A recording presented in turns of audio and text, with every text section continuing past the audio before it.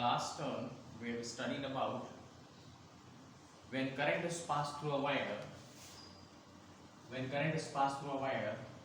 magnetic field is generated all around it. And this is given by right hand thumb rule. If thumb points towards the direction of the current, that is upwards, then the curl of the finger that points towards the direction of the magnetic field produced. This was given by Oersted and is also called as Oersted experiment. This is called as Oersted experiment. So when current is passed through a wire, magnetic field is generated all around it. This was given by Oersted and so it is called as Oersted experiment. So here you see the current is flowing in this direction. So the magnetic field will be generated like this. Now, then we have studied about coil.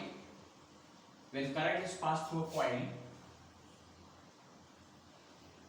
this is a coil, and current is passed through a coil, and a cardboard is kept here. Then current here is flowing in this direction, and here current is flowing in this direction. Then magnetic field is generated here as well as here on this point. Here the current is going upwards, so the curl of the fingers will be in this direction.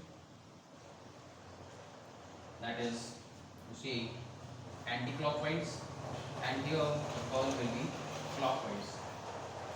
Okay, so if you see, this will be this direction, this will be this direction, further in this direction and further in this direction, and here it will be like this way. So this is the direction of the magnetic field generated right over here. Then we have studied about solenoid.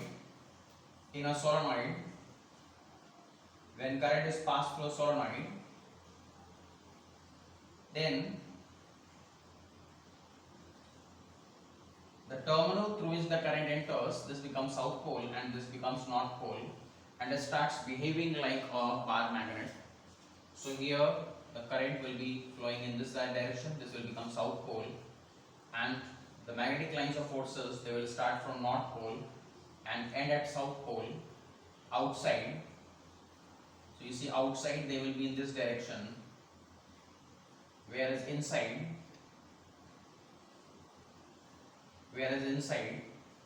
they will be from south to north.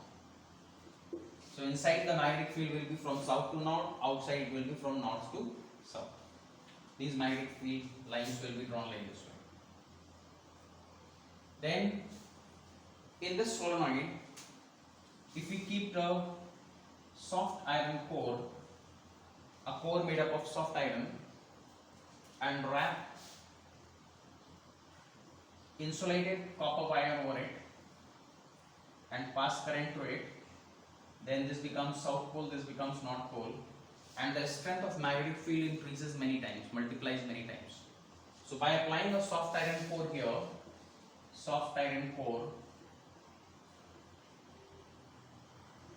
the strength of the magnetic field increases many times. So this is called a electromagnet.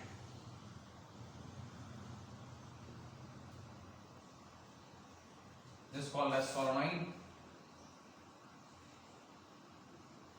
and this is coil, and this is a wire.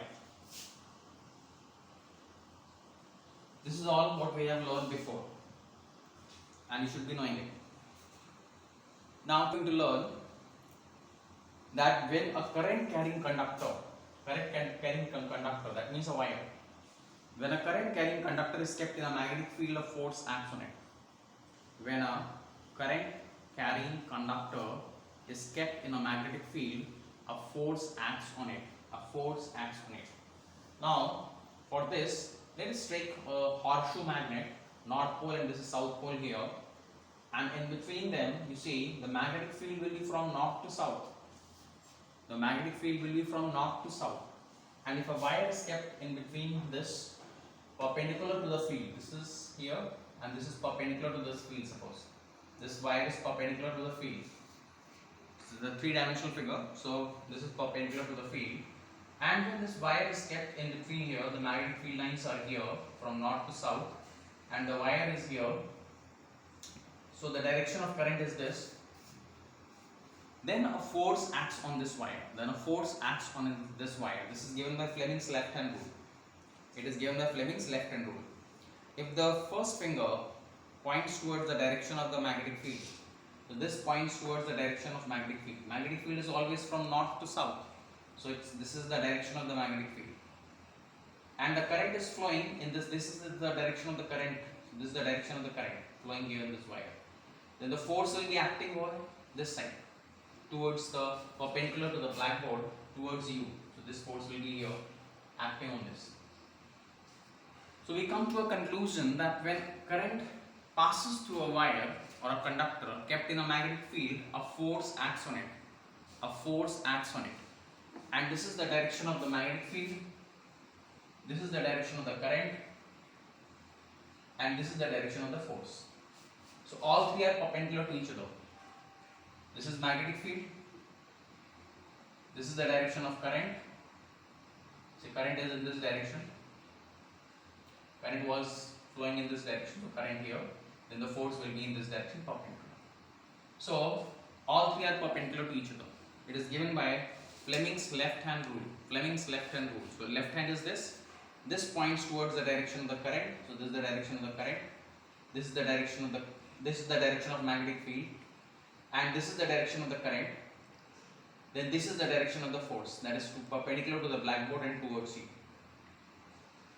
So this is the experiment that shows that when current is passed through a wire or a conductor, magnetic field, and if the wire is kept in the magnetic field, then a force acts on the wire.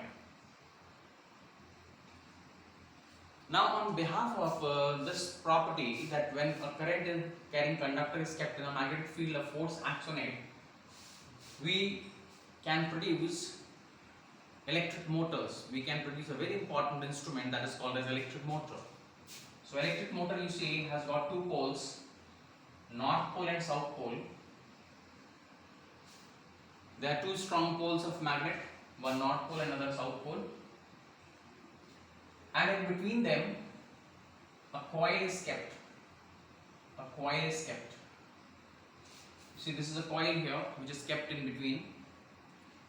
And this coil has got two terminals, and these two terminals are connected to half slip rings. These are called as half slip rings or commutators.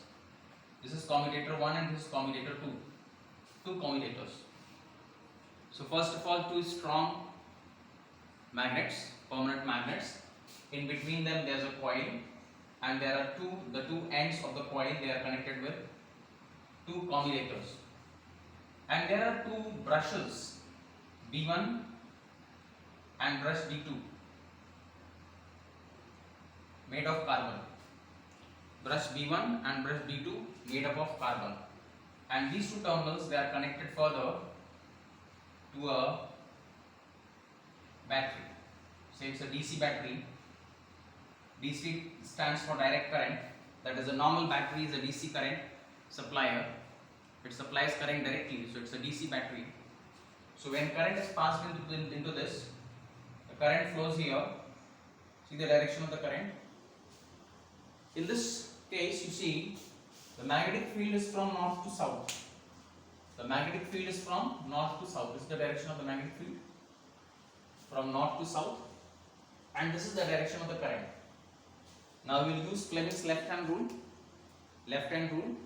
This is the direction of the magnetic field, and this is the direction of the current. Current is going up. So this is magnetic field, this is current, from below to up. And the force will be perpendicular to the blackboard, but towards the blackboard.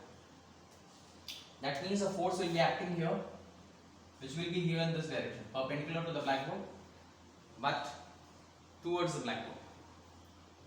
Now, here you see the current is flowing further. When current is flowing further, this is the direction of the flow of the current, and then it finally reaches here in this coil. You see, in this coil, the current is downwards and the magnetic field is perpendicular here in this direction. So again you will use Fleming's left hand rule to find the direction of the force. A current carrying conductor is kept in a magnetic field, so a force must be acting on it. So here this is the direction of the magnetic field and this is the direction of the current. This is the direction of the current, direction of magnetic field, direction of current. So force will be in this direction, perpendicular to the blackboard and towards you. So the force will be acting here, perpendicular to the blackboard and towards you. So as a result, you see this is the coil, and in this coil the one force is acting backwards and another force is here this side. This is called two perpendicular forces, two equal and opposite forces which are acting on a body, equal forces, opposite directions. So here this is also the same force, this is also the same force, but their directions are opposite.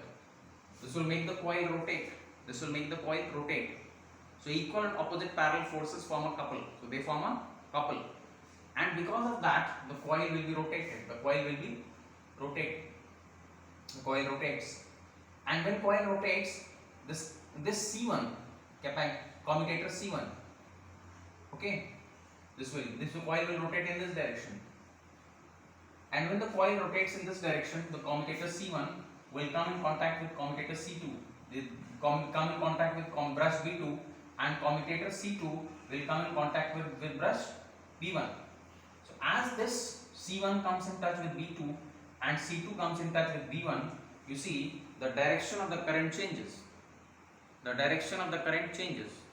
And as the direction of the current changes, then the direction of the force remains same.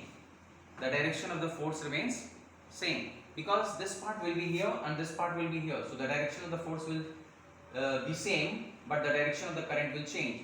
And as a result, this couple, the direction of the couple remains same, and the coil keeps on rotating in the same direction. The coil keeps on rotating in the same direction. This is used in electric motors. This principle is used in electric motors, fans, motors, fans, mixer grinders, and so many electrical appliances where there is circular motions. Where there are circular motions, they are used there. Okay, so whenever a current carrying conductor is kept in a magnetic field, a force acts on it, and this force is given by Fleming's left hand rule. If this is the direction of the current, this is the direction of magnetic field, this is the direction of current, then the force will be here in this direction, here in this direction. It forms a couple because of which the coil moves. And when the coil moves here, the commutator 1 goes to the in place of commutator C1 goes in place of commutator C2, and the C2 comes in place of commutator C1, and like that way the direction of current remains same. So the force also direction remains same, and the coil keeps on rotating in the same direction. It is used in making motors, fans, mixers, grinders, washing machines, and so on. So many places it is used, and all the places where the mechanical energy is produced.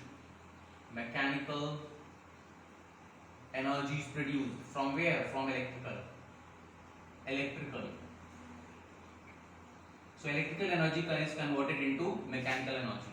So electric motors convert electrical energy into mechanical energy, and this is the principle of electric motors and working, how they work. The principle, construction and working of electric motors is this. Okay.